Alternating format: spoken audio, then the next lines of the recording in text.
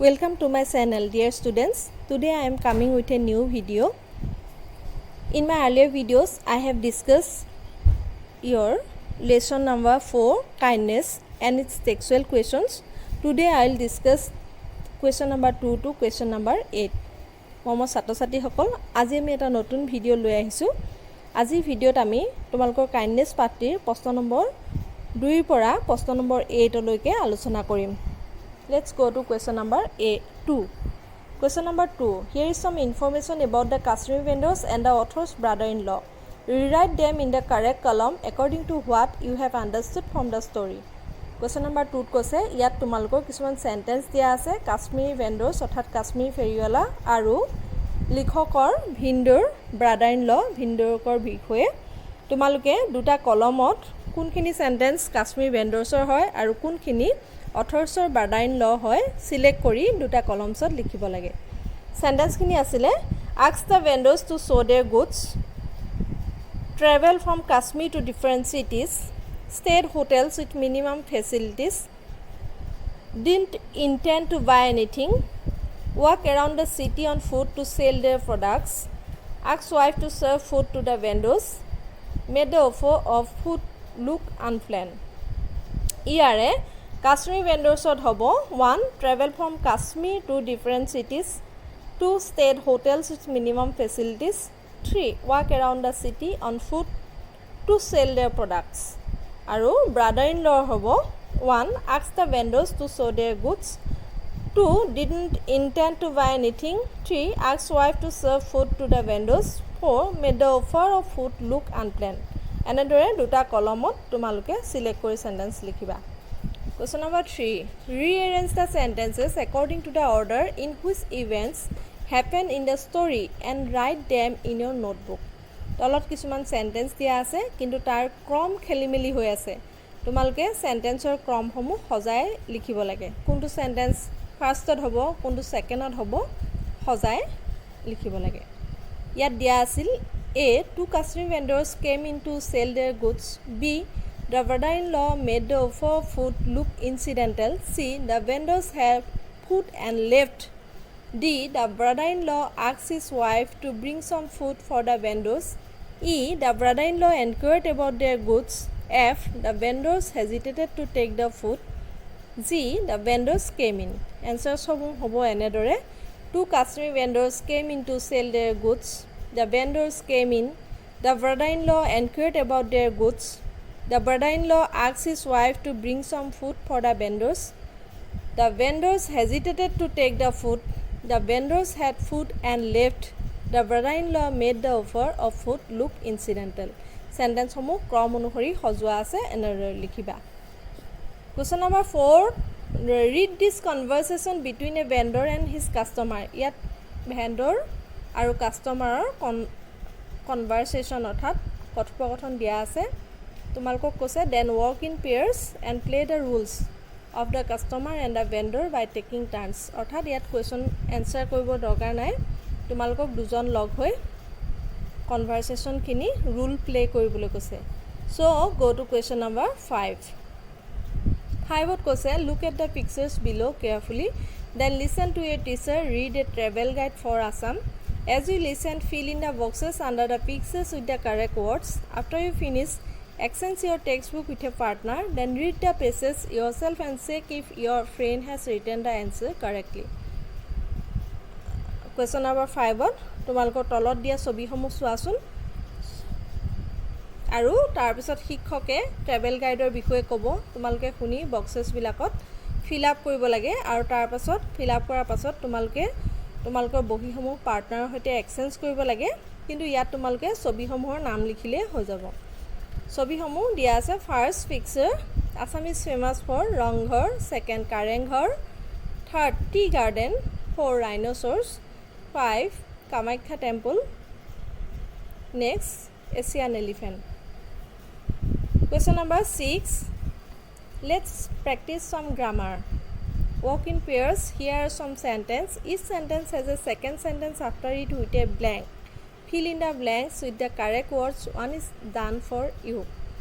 Yet kose je tumalkor দুজন লগ হৈ কৰিবলৈ কৈছে ইয়াত কিছুমান সেন্টেন্স দিয়া আছে প্ৰতিটো সেন্টেন্সৰ বিপৰীতে এটা সেকেন্ড সেন্টেন্স দিয়া আছে আৰু তাত এটা খালি ঠাই আছে খালি ঠাইত তোমালকে এপ্ৰোপ্ৰিয়েট ৱৰ্ড বহাব লাগে A the wares belong to the customary vendors they are dash wares ইয়াত dash they are লিখিব লাগিব B the wares were carried on the back of the younger vendor he carried the wares on dash back ইয়াত his হ'ব C the author's brother-in-law called out to the vendors he called them into dash house অৰ্থাৎ his হ'ব D the author was unhappy when the brother-in-law called in the customary vendors he thought I do not want to buy anything and waste dash money ইয়াত answer হ'ব my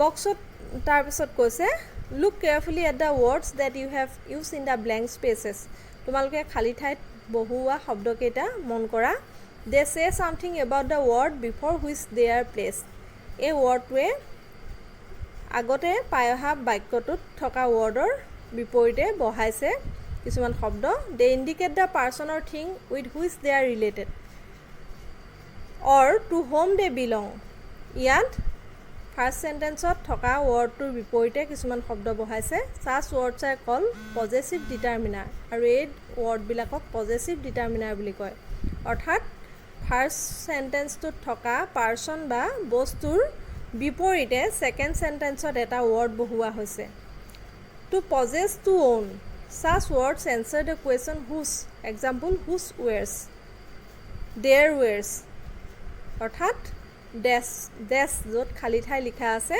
তাত যদি আমি প্ৰশ্ন কৰোঁ whose বুলি তেতিয়া আমি answer পাম their in the first sentence possessive determiners are thus words which are placed before nouns and indicate possession or ownership of the thing denoted by the noun some example of possessive determiners are my your our her his possessive determiner হৈছে সেইবোৰ শব্দ যিবোৰ নাউনৰ আগত ব্যৱহৃত হয় আৰু ই নাউনটোৰ বিষয়ে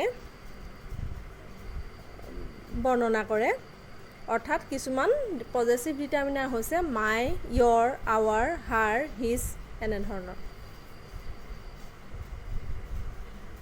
এতিয়া তোমালোকে question number 7 question number 7 ত চোৱা read the text once again find out the nouns that you have been qualified by possessive determiner and complete the table given below one example has been done for you ইয়াত তোমালোকৰ এটা example দিয়া আছে possessive determiner আৰু noun কোনটো নাউনৰ হৈ possessive determiner বহিছে ক'ব লাগে এটা দিয়া আছে possessive determiner their nouns qualified souls next কেটা হ'ব their bags her husband my brother-in-law their were his wife এনেদৰে অৰ্থাৎ possessive determiner সমূহ their her my their his এনে ধৰণৰ আৰু nouns qualified বিলাক হৈছে souls bags husband brothers-in-law were wife তোমালোকে পাঠটোৰ পৰা অন্য ধৰণৰ possessive determiner আৰু nouns qualified সমূহ বিচাৰি উলিয়াব পাৰিবা now practice using some determiner fill in the blanks with the appropriate possessive determiners one is done for you এতিয়া তোমালোকে এনে ধৰণৰ possessive determiner বিলাক খালি ঠাইত fill up কৰিব লাগে 1 the words belong to us they are our wares 2 the wares were carried by you you carried the wares on your back খালি ঠাইত your হ'ব 3 I am writing a book it is this book ইয়াত my হ'ব 4 the Kyrgyz are a proud people they are known for dash pride অৰ্থাৎ their হ'ব 5 we are from Assam Assam is dash state ইয়াত our হ'ব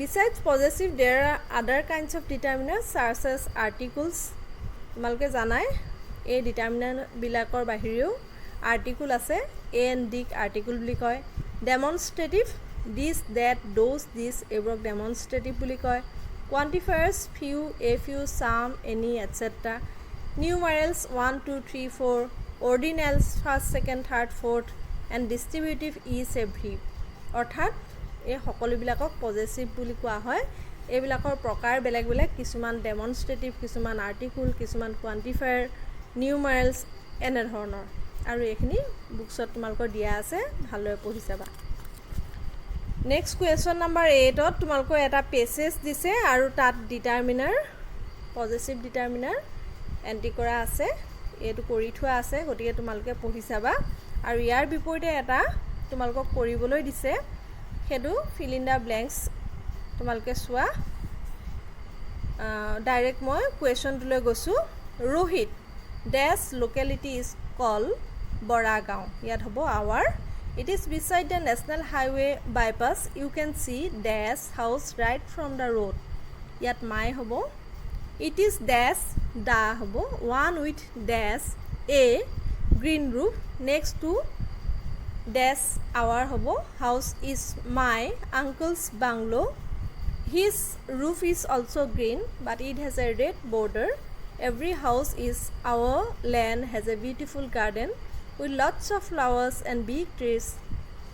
Again in dash my অর্থাৎ খালি ঠাইত my হ'ব my mother loves spending time tending to her favorite plants.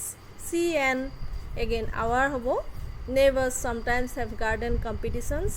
My friends and I love these competitions because everyone decorates their house and we all come together to clean the neighborhood. ছাত্ৰ ছাত্ৰীসকল মই তোমালোকৰ ইয়াত খালী ঠাইসমূহ সম্পূৰ্ণ কৰি দিছোঁ তোমালোকে পঢ়ি চাবা আৰু নিজে কৰিবলৈ যত্ন কৰিবা B here some more sentences for practice তোমালোকৰ প্ৰেক্টিছৰ বাবে আৰু কিছুমান এক্সাম্পল দিছে fill in the blanks in the sentences with the appropriate determiner from the sources given তোমালোকক তলত কিছুমান সেন্টেন্স দিছে আৰু ব্ৰেকেটত ডিটাৰমিনাৰ্স দি থৈছে তোমালোকে মাত্ৰ সিলেক্ট কৰি লিখিব লাগে 1 there is dash water in the jug answer some 2 the teachers gave him dash advice answer a lot of 3 dash of the boys was given a prize answer is 4 he relies on the dash friends he has answer few 5 there are dash books on the shelf you may choose one answer a few 6 do you have dash relatives in the city answer any 7 he is dash electrical engineer answer n 8 he left dash hour ago answer hobo n ইয়াত তোমালোকৰ লাষ্টৰ দুটা article দিয়া আছে গতিকে article তোমালোকে দেখিছা vowel সাউণ্ডৰ আগত আৰ্টিকল বহে সেইবাবে আমি n বহাইছো বাকিখিনি তোমালোকে এনসাৰখিনি কৰা আছে প্ৰেক্টিছ কৰিবা আৰু তেতিয়া কোড কেনেদৰে ইউজ হয় বুজি পাবা মই ডিটাৰমিনাৰৰ ওপৰত এটা ভিডিঅ' বনাম আৰু তেতিয়া তোমালোকে এইখিনি ভালদৰে বুজিবলৈ সহজ হ'ব